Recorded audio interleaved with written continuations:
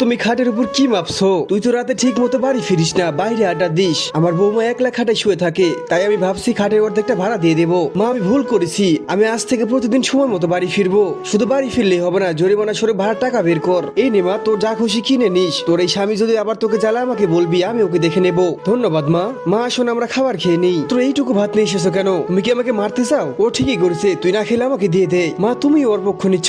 ও আমার কথা শুনেছে, তুই বেশি কথা না বলে চুপচাপ থাক। মা, আমি একটু টয়লেটে যেতে চাই, আমাকে একটু ধরবি? দাঁড়ান, আগে আপনার ছেলেকে ফোন করি। হ্যালো, আপনার মা টয়লেটে যাবে, আপনি কি আসবেন? আমি খুব ব্যস্ত আছি, এখন আসতে পারবো না। শুনলেন তো, আপনার ছেলে আসতে পারবে না, আর একটু অপেক্ষা করুন। আমাকে আবার পার্লার যেতে হবে। তোকে দেখে খুব হিংসা হয় রে মা, কত যত্ন করছিস তোর শাশুড়িকে। আমার কপালে এমন জুটলো না। মা, এটা আসলে আমার গুণের চেয়ে আমার শাশুড়ির অবদান বেশি। উনি আমাকে নিজের মেয়ের মতো ভালোবাসা আগলে রাখেন, তাই আমি আজ ওনাকে মায়ের মতো সেবা করতে পারছি। কিন্তু আপনি আপনার বৌমার সাথে যা করেছেন, সেও ঠিক আপনার সাথে এমনটাই করবে, এটাই স্বাভাবিক। ঠিক বলেছিস মা, আগে শাশুড়িকে ভালো হতে হয়, তবে পুত্রবধূ ভালো হয়ে ওঠে।